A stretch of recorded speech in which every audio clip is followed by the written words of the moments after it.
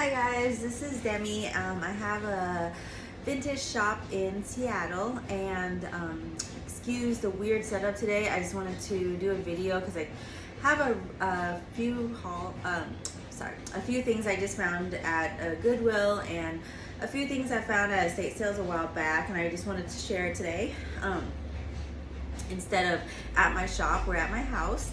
So let's just start right here.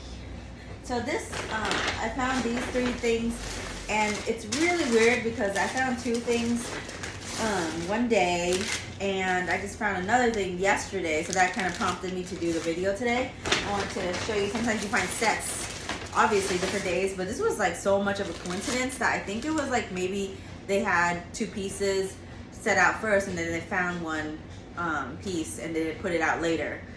You'll see what I mean. Okay, so... and it's so cute. Like at first I looked at it and I didn't know if I wanted it or not, because I was like, is it like a reproduction, something like Daiso Japan made or something? So here it is. This one is obviously hippo, and I don't know what you could use it for. It has the mouth has a hole, so you can use it as a sprout, like a water or something, or you can put a little succulent in it, plant, whatever you want. Use it as a vase. It was $6.99 at Goodwill. I'm thinking if I wanted to flip it, I didn't look at comps yet. I'm thinking like $29. There is a Japanese sticker on the bottom, which makes it super cool. Yeah. And then with it, this is what I found the same day. I found that one.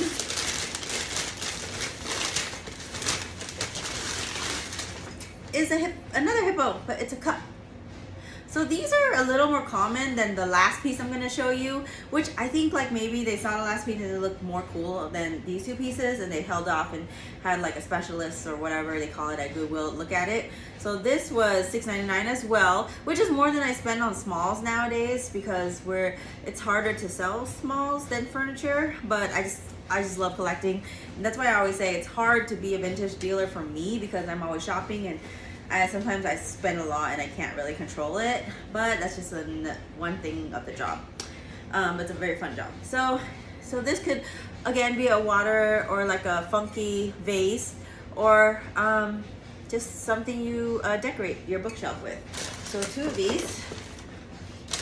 Okay, so the third piece is the one I recently found, and I could not say no to it. It was like one of the things when you see it and you're like, am I really looking at what I'm looking at? And it was so cool,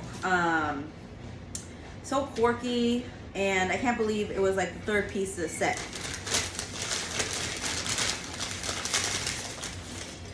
So this is a juicer. So I'm not sure how well it would work, but it's just so cool looking.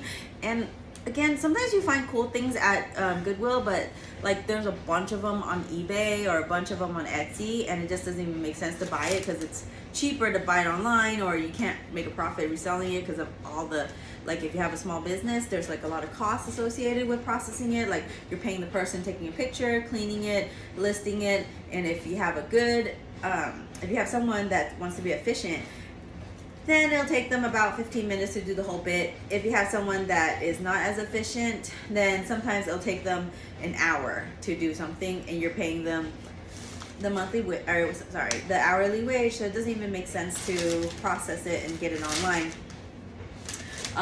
So that's the piece I was talking so much about.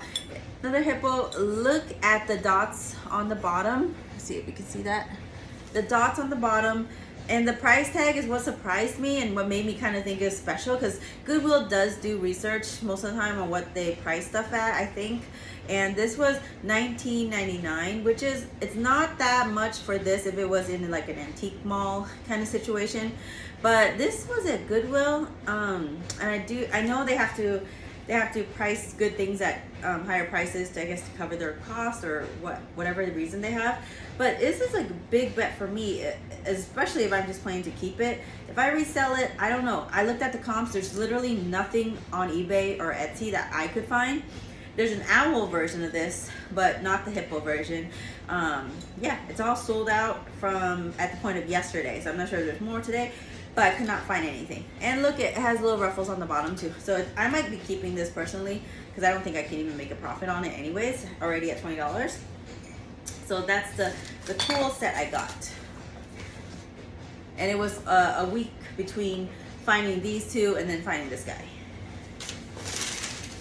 So at the end of the video, I'll show you something I found at, I think it was an estate sale I went to in Bellevue, Medina neighborhood in Bellevue a few months ago. It was a while back, but I haven't processed it because at the time I had no one helping me, so I just kind of left it in the box. And I was thinking of keeping it too. I'll show it to you. So this is another item I found at Goodwill. The box was so cool. It was actually like the thing that made me want to buy it, but then Goodwill went ahead and put a sticker here, so it tore off the tag, and I feel like it brought down the value a little bit, but I don't know. I mean, it's a really cool box. I was gonna skip it because I was like, you can't just buy it for the box because it was $25, but look at what's inside the box. So basically it's little, I'm not sure what these eggs are called. They're not Fabergé, of course, but that's what I'm calling them. Paper Fabergé eggs, paper eggs. They have like, I mean, I think it says made in China, but it really looks Scandinavian. It's really cool. I mean, I'll have it pictured and maybe listed on my shop. I'm not sure, but I almost want to keep it because I've never seen anything like it. It's really cool. The light doesn't do it any justice, but I would try to get better pictures. So what is inside here? Oh, okay. So these are hand painted instead of the paper that we see on the other egg. Really cool. I mean, even if you just use it for like something on the bookcase, it looks so colorful and muted and very like kind of like regal. Okay, so here's something I found at a estate sale. I thought it was just a monkey on a stick, but it has like a trick it does. Watch. See if I can get it to do it again.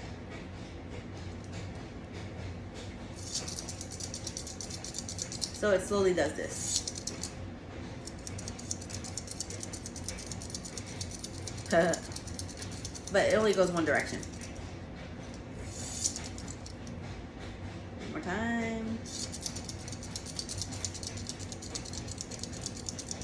I really like that. I forgot how much I got it for. I can't sell it because look at how cool the patina is. I don't really run into vintage toys that often because I don't target those estate sales, but this is just a really cool piece. This I got from a fellow dealer. I don't know anything about the print except I really like the colors. What does it read on the bottom? 1973. Really cool. And then the piece I was talking about earlier, I got at the estate sale. So it was a luxury. I felt like it was like a luxury estate sale. Some pieces were like blowing your mind on prices and stuff. But look at how cool the colors are. This thing alone was like $60. I think it's made in China, but I think it's vintage. So the lady that ran it is a really like higher up estate sale company that it feels like she says she only does like one sale a year, and every time I see her sales, it's like more more expensive items at the sale. And I think she's like a appraiser, and she's done work with antique roadshows. And she says that this one is 1900s. I love shopping at her estate sales because she really talks about the details of the item, so you're kind of more confident reselling it because you can tell your buyers what it is and stuff, and date it and give specific details about it, so it really helps sales.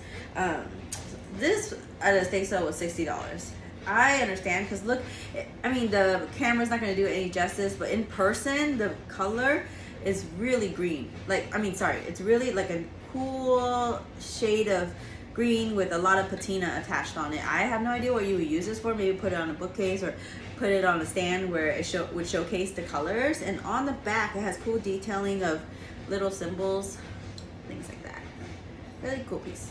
That's all I have for today. I'm probably gonna go thrift again tonight or maybe tomorrow, and if I do, I'll share my haul as well. And follow my page on YouTube. We're always going to Goodwill thrifting, or eventually I'll just do an estate sale soon, just for a video maybe. And I have a shop in Seattle, so I think I'm gonna start sharing what we do at the shop and like how I keep it going in this like economic environment.